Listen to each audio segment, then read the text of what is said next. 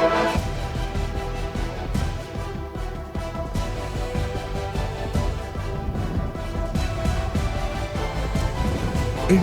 Voice, आपकी सोच, आपकी आवाज। नमस्कार, इंडिया वॉइस देख रहे हैं आप और मैं हूं आपके साथ प्रज्ञा मिश्रा। बुलेटिन की शुरुआत करेंगे बड़ी और अहम खबर के साथ। तो सबसे पहले बात कर लेते हैं लखनऊ में 69,000 शिक्षक भर्ती के अभ्यर्थियों का विरोध एक बार फिर तेज हो गया है। आपको बता दें, बड़ी संख्या में अभ्यर्थी आज शिक्षा मंत्री संदीप सिंह के आवास के बाहर पहुंचे और अपनी लंबित मांगों को लेकर जोरदार प्रदर्शन किया। प्रदर्शन कर रहे अभ्यर्थियों का आरोप है कि सरकार उनकी समस्याओं पर लगातार सुनवाई नहीं कर रही है और सिर्फ तारीख पर तारीख दी जा रही है। उनका यह भी कहना है कि वो वर्षों से न्याय की उम्मीद में संघर्ष कर रहे हैं, लेकिन अब तक कोई ठोस समाधान नहीं मिला है। इसी बीच शिक्षा मंत्री संदीप सिंह ने प्रदर्शन कर रहे अभ्यर्थियों को अपने आवास पर बातचीत के लिए बुलाया। हालांकि अभ्यर्थियों का कहना है कि यह पहली मुलाकात नहीं है, इससे पहले भी कई बार मुलाकात हो चुकी है, लेकिन हर बार केवल आश्वासन ही मिला है। फिलहाल अभ्यर्थियों और सरकार के बीच का यह मामला एक बार फिर चर्चा में है और सभी की निगाहें उनकी बातचीत पर टिकी हुई है। तो आपको बता दें, एक बार फिर से लखनऊ में 69,000 शिक्षक अभ्यर्थियों का जोरदार प्रदर्शन जो है वो देखने को मिला। शिक्षा मंत्री के घर के बाहर ये प्रदर्शन किया गया।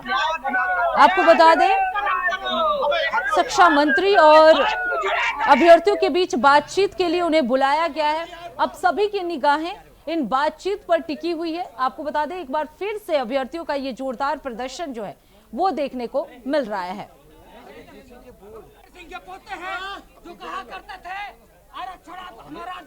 तो आपको बता दें, ये अभ्यर्थी लंबे समय से अपनी मांगों को लेकर सरकार के सामने अपनी समस्याएं रख रहे हैं। तस्वीरें आप देख सकते हैं किस तरह से सड़कों पर लेटते हुए ये अभ्यर्थी जो है वो प्रदर्शन करते हुए नजर आ रहे हैं। लखनऊ में शिक्षा मंत्री के बाहर, घर के बाहर ये प्रदर्शन जो है वो देखने को मिला। हालांकि शिक्षा मंत्री ने इन अभ्यर्थियों को बातचीत के लिए बुलाया है। अब देखना होगा कि बातचीत में क्या निष्कर्ष जो है वो निकल कर आया है। लेकिन एक बार फिर से आपको बता दें, 69,000 शिक्षक भर्तियों के अभ्यर्थियों का ये प्रदर्शन जो है लखनऊ में देखने को मिल रहा है। शिक्षा मंत्री आवास के बाहर जो है पूरे अभ्यर्थी जो है वो जुटे हुए हैं। आपको बता दें, शिक्षा मंत्री से बातचीत का इंतजार किया जा रहा है और जल्द ही बातचीत के बाद ये खुलकर सामने आएगा कि आखिरकार मंत्री की तरफ से क्या कुछ आश्वासन इन अभ्यर्थियों को दिया गया है। तो ये तस्वीरें आप देख सकते हैं किस तरह सड़कों पर लेटते हुए ये अभ्यर्थी जो है वो नजर आ रहे हैं, अपनी मांगों को रखते हुए। उनका लगातार आरोप है कि लंबे समय से वो अपनी मांगों को लेकर संघर्ष कर रहे हैं, लेकिन सरकार की तरफ से केवल आश्वासन ही उन्हें दिया जा रहा है। अभी तक कोई मांगे जो है उनकी पूरी नहीं हुई है, जिसकी वजह से एक बार फिर से ये 69,000 शिक्षक अभ्यर्थियों का जोरदार प्रदर्शन जो है वो देखने को मिल रहा है। शिक्षा मंत्री के आवास के बाहर ये सभी अभ्यर्थी जो है वो जुटे हुए हैं।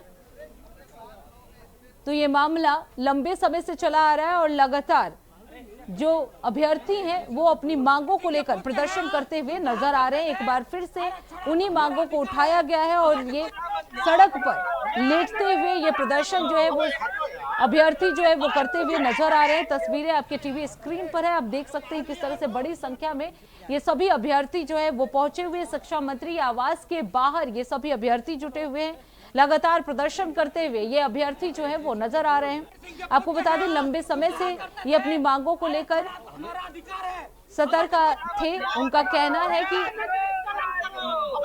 हम लंबे समय से मांग कर रहे हैं, कई बार मुलाकातें भी हुई, लेकिन अभी तक कोई समाधान नहीं निकला, केवल आश्वासन ही दिया जा रहा है। और आज एक बार फिर से शिक्षा मंत्री से ये मुलाकात कर रहे हैं। अब उम्मीद जताई जा रही है कि इस बार शायद उन्हें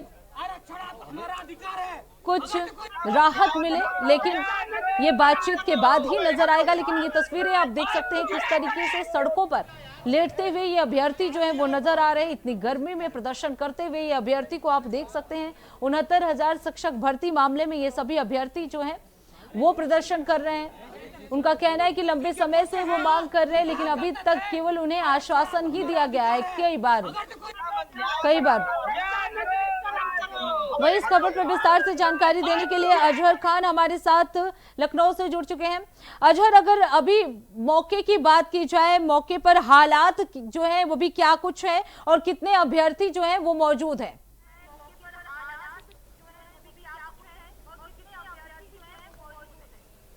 बिल्कुल देखिए, 69,000 शिक्षक भर्ती के जो अभ्यर्थी हैं वो आज बेसिक मंत्री संदीप सिंह के आवास पहुंचे, उनसे मुलाकात की। और देखिए, एक डेलीगेशन जो है तमाम अभ्यर्थियों का, 4 लोगों का डेलीगेशन मंत्री के पास गया और उनसे बातचीत की, क्योंकि देखिए कल सुप्रीम कोर्ट में सुनवाई होनी है इस मामले को लेकर। अभ्यर्थी लगातार कई महीनों से इस बात की मांग कर रहे हैं जो आरक्षण सूची है वो ठीक से जारी की जाए और भर्ती प्रक्रिया में आरक्षण प्रणाली जो है वो ठीक की जाए, क्योंकि देखिए लगातार अभ्यर्थियों की ये मांग है। इसको लेकर उन लोगों ने धरना प्रदर्शन किया, विरोध प्रदर्शन किया और इससे पहले भी मंत्री संदीप सिंह के आवास का घेराव भी किया। और आज भी तमाम अभ्यर्थी जो है एक अनोखे रूप में पहुंचे, रेंगते हुए मंत्री के आवास पहुंचे और एक डेलीगेशन अंदर गया और बातचीत की, क्योंकि देखिए सुप्रीम कोर्ट में कई बार डेट जो है वो लगी लेकिन सुनवाई नहीं हो सकी। और अभ्यर्थियों का ये आरोप है कि सरकार ठीक तरीके से अपना पक्ष जो है वो नहीं रख रही है। इसी सिलसिले में आज मंत्री से तमाम डेलीगेशन जो है वो मिलने पहुंचा और बातचीत की। और मंत्री बेसिक शिक्षा राज्य मंत्री संदीप सिंह ने इस बात का आश्वासन दिया है कि सरकार पूरी तरह से अपना पक्ष रखेगी और तमाम अभ्यर्थियों को न्याय मिलेगा। जी बिल्कुल, जैसा कि संदीप जैसा कि अजहर आपने बताया कि संदीप जो कि शिक्षा मंत्री हैं उनसे मुलाकात की डेलीगेशन ने, क्या कोई ठोस आश्वासन मंत्री की तरफ से दिया गया है इस बार?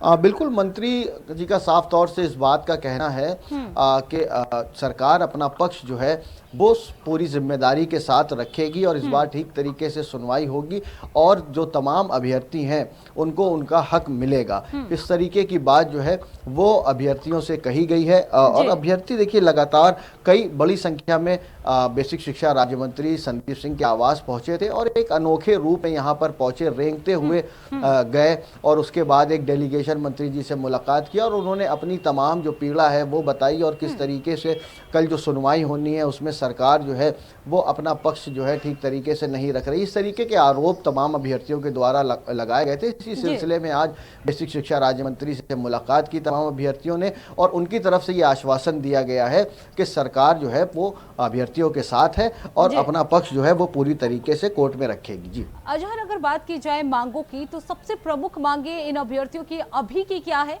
और क्या लगता है उनकी मांगे कुछ मानी गई हैं?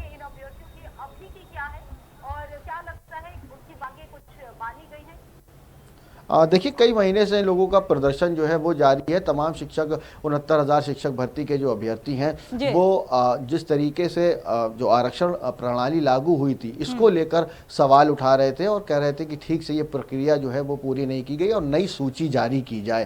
तो इसको लेकर ये तमाम मांगे थी, तमाम धरना प्रदर्शन जो है वो 69,000 शिक्षक भर्ती के अभ्यर्थियों के द्वारा किए जा रहे थे। फिर मामला हाईकोर्ट गया, हाईकोर्ट ने निर्देश दिए, जो फैसला सुनाया कि नई सूची, आरक्षण सूची जो है वो लागू की जाए। फिर मामला जो है वो सुप्रीम कोर्ट पहुंचा और वहां सुनवाई जारी है। उससे ठीक एक दिन पहले, इससे पहले फरवरी में सुनवाई हुई थी, उसके बाद अब सुनवाई होने जा रही है। सरकार ने समय मांगा था और अब सुनवाई के बाद जो है देखने वाली बात ये होगी कि कल सुनवाई के बाद इसमें क्या कुछ निकल कर सामने आता है। जी अगर अभ्यर्थियों की बात की जाए अजहर, तो आगे की क्या कुछ रणनीति रहने वाली है अभ्यर्थियों की? क्या ये धरना आगे भी जारी रहेगा अगर उनकी मांगे पूरी नहीं होती है तो?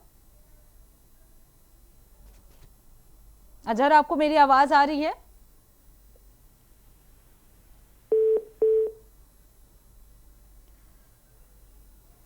तो अजहर तक हमारी आवाज नहीं जा पा रही है।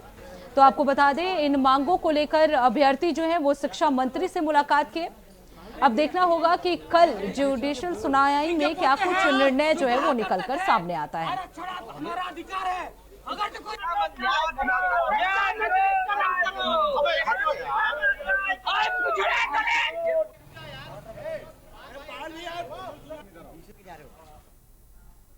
अब रुक कर लेते हैं अगली खबर की। ईरान और अमेरिका के बीच बढ़ते तनाव के बीच दुनिया भर में ऊर्जा संकट की आशंका जो है वो गहराती जा रही है। कई देश ईंधन और बिजली की बचत को लेकर विशेष अभियान चला रहे हैं। भारत में भी प्रधानमंत्री नरेंद्र मोदी की अपील के बाद अब ऊर्जा संरक्षण और सार्वजनिक परिवहन को बढ़ावा देने की दिशा में प्रयास तेज हो गए हैं। इसी कड़ी में दिल्ली सरकार में आज से मेट्रो मंडे अभियान की शुरुआत की गई है। अभियान के तहत दिल्ली सरकार के मंत्री आशीष सूद और कपिल मिश्रा मेट्रो से अपने दफ्तर पहुंचे और लोगों से निजी वाहनों के बजाय मेट्रो और बसों का अधिक से अधिक इस्तेमाल करने की भी अपील की। सरकार का कहना है कि सार्वजनिक परिवहन को बढ़ावा देने से ईंधन की बचत होगी और प्रदूषण भी कम होगा। राजधानी की ट्रैफिक समस्या से भी राहत मिलेगी। वहीं दिल्ली की मुख्यमंत्री रेखा गुप्ता भी आज आईटीओ मेट्रो स्टेशन से मेट्रो यात्रा करते हुए नजर आएंगे।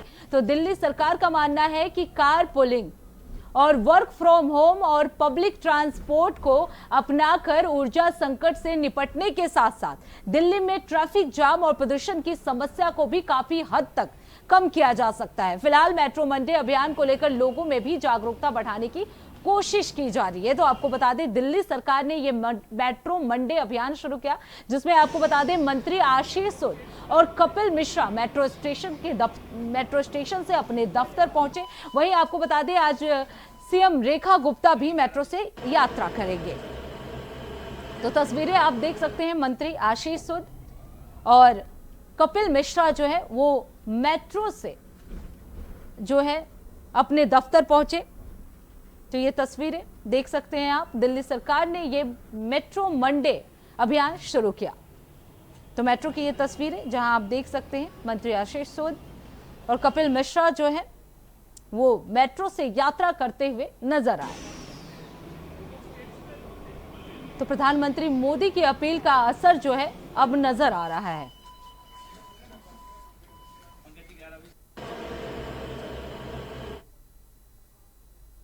तो फिलहाल रुकते एक छोटे से ब्रेक के लिए। ब्रेक के बाद जल्द लौटेंगे। देखते रहिए इंडिया वॉइस। तो ब्रेक के बाद एक बार फिर आप सभी का स्वागत है। रुक कर लेते हैं खबरों की ओर।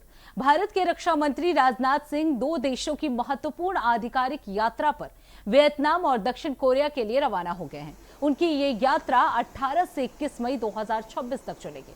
रक्षा मंत्री सबसे पहले 18 और 19 मई को वियतनाम में विभिन्न उच्च स्तरीय बैठकों और कार्यक्रमों में हिस्सा लेंगे। इसके बाद आपको बता दें 19 से 21 मई तक दक्षिण कोरिया के दौरे पर रहेंगे, जहां रक्षा और सामरिक सहयोग से जुड़े कई अहम मुद्दों पर चर्चा होने की भी संभावना है। आपको बता दें रवाना होने से पहले रक्षा मंत्री राजनाथ सिंह ने सोशल मीडिया प्लेटफॉर्म एक्स पर कहा कि इस यात्रा का मुख्य उद्देश्य रणनीतिक सैन्य सहयोग को और मजबूत करना होगा, रक्षा को औद्योगिक साझेदारी को बढ़ावा देना और हिंद प्रशांत क्षेत्र में शांति और स्थिरता के लिए समुद्री सहयोग को आगे बढ़ाना। माना जा रहा है कि इस दौरे से भारत के वियतनाम और दक्षिण कोरिया के साथ रक्षा, सुरक्षा और सामरिक संबंधों को नई मजबूती मिलेगी। इसके साथ ही इंडो पैसिफिक क्षेत्र में भारत की रणनीतिक भूमिका भी और मजबूत होगी। फिलहाल इस बड़ी कूटनीतिक और रक्षा यात्रा पर सभी की नजरें बनी हुई हैं।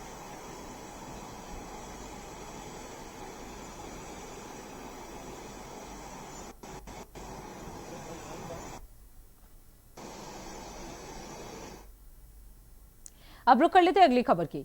बिहार के रोहतास से एक खबर सामने आई है, जहां सासाराम जंक्शन पर सासाराम पटना पैसेंजर ट्रेन में अचानक आग लगने से हड़कंप मच गया। जानकारी के मुताबिक ट्रेन के एक कोच में शॉर्ट सर्किट के कारण आग लगी। देखते ही देखते आग ने पूरे कोच को अपनी चपेट में ले लिया। घटना के बाद स्टेशन पर अफरा तफरी का माहौल बन गया। वहीं आपको बता दें आरपीएफ इंस्पेक्टर संजीव कुमार ने बताया कि आग लगने की सूचना मिलते ही रेलवे और दमकल की टीम मौके पर पहुंची और कड़ी मशक्कत के बाद आग पर काबू पा लिया गया। राहत की बात यह रही कि इस घटना में किसी भी यात्री के घायल होने की सूचना नहीं है। फिलहाल रेलवे प्रशासन अब मामले की जांच पड़ताल में जुट गया है और आग लगने की सही कारणों का पता लगाया जा रहा है।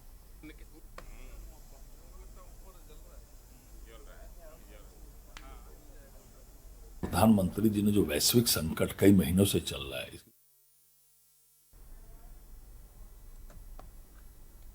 अब रुक कर लेते हैं अगली खबर के।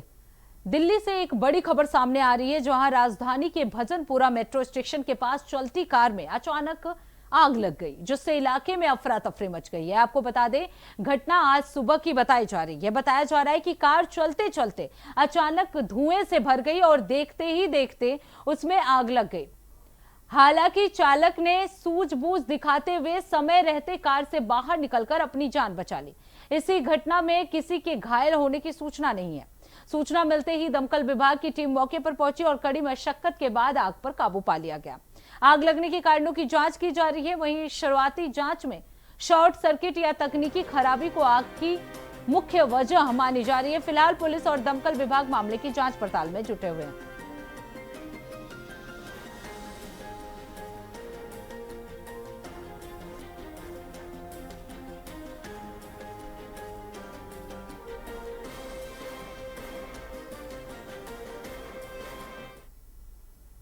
अब रुक कर लेते हैं अगली खबर की। केंद्रीय गृह मंत्री अमित शाह ने आज रायपुर में 400 अत्याधुनिक डायल 112 वाहनों को हरी झंडी दिखाकर प्रदेशवासियों को बड़ी सौगात दी है। आपको बता दें, मुख्यमंत्री विष्णुदेव साय की मौजूदगी में आयोजित कार्यक्रम में नेक्स्ट जेन सीजी डायल 112 सेवा का विस्तार प्रदेश के सभी जिलों के लिए किए जाने की घोषणा की गई। 21 नंबर सब्बोबार थीम पर आधारित ये सेवा पुलिस, मेडिकल इमरजेंसी, आगजनी, सड़क दुर्घटना और आपदा जैसी हर हालात और आपात स्थिति में लोगों की त्वरित सहायता उपलब्ध कराएगी। साय सरकार द्वारा शुरू की गई इस आधुनिक व्यवस्था के तहत 24x7 अत्याधुनिक कमांड एंड कंट्रोल सिस्टम भी विकसित किया गया है, जिससे स्मार्ट पुलिसिंग और तेज रिस्पांस सिस्टम को नई मजबूती मिलेगी। सरकार का कहना है कि 400 नए डायल 112 वाहनों की ये पहल प्रदेश में सुरक्षा, विश्वास और सुशासन को मजबूत करने की दिशा में एक बड़ा कदम साबित होगी।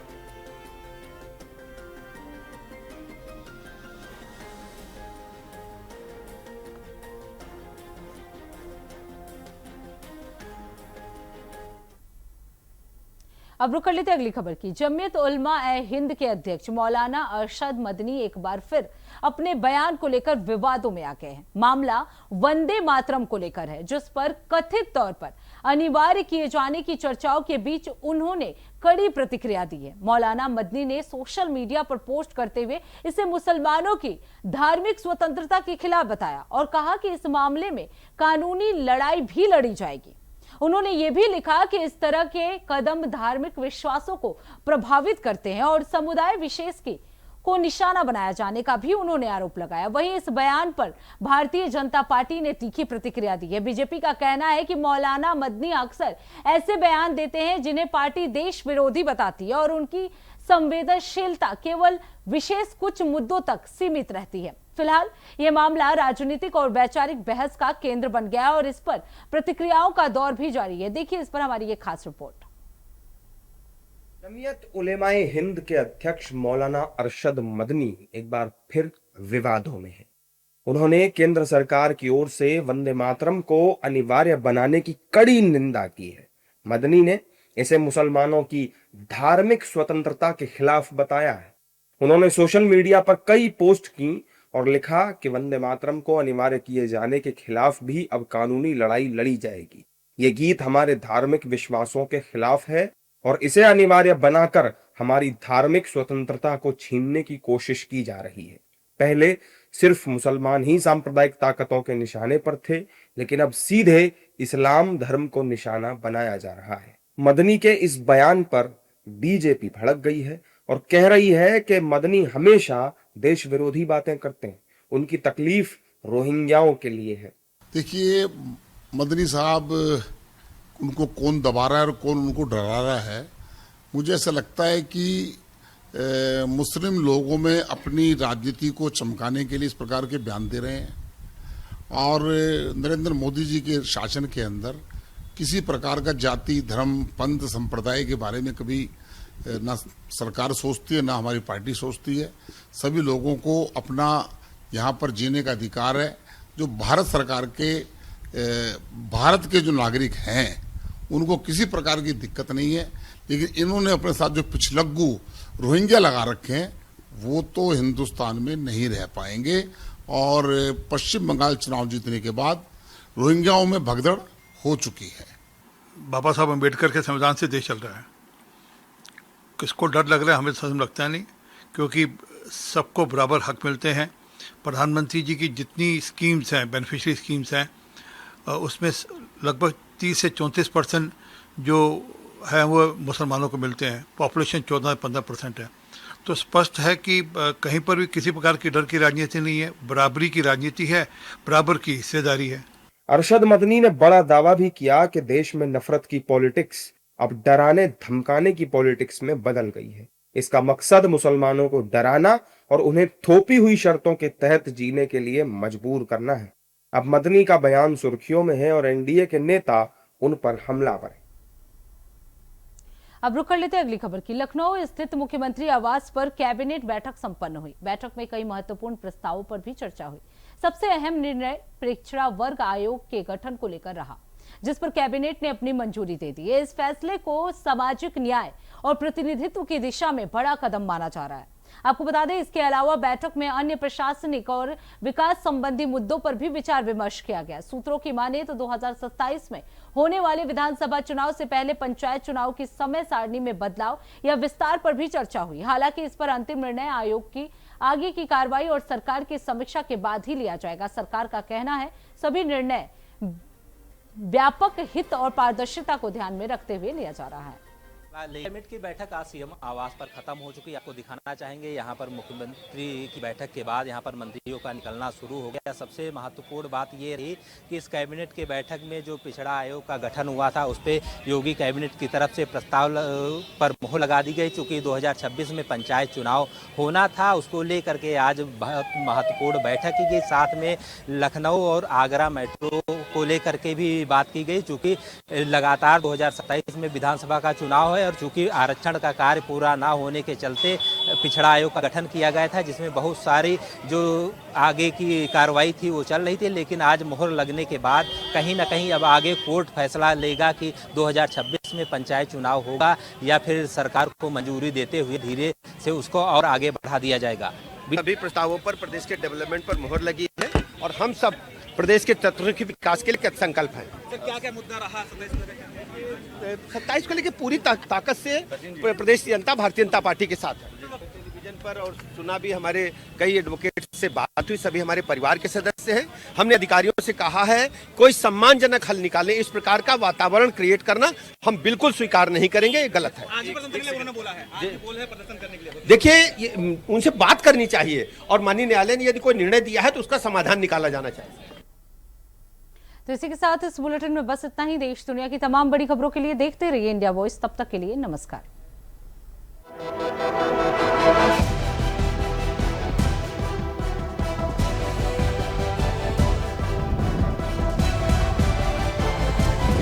इंडिया वॉइस, आपकी सोच, आपकी आवाज।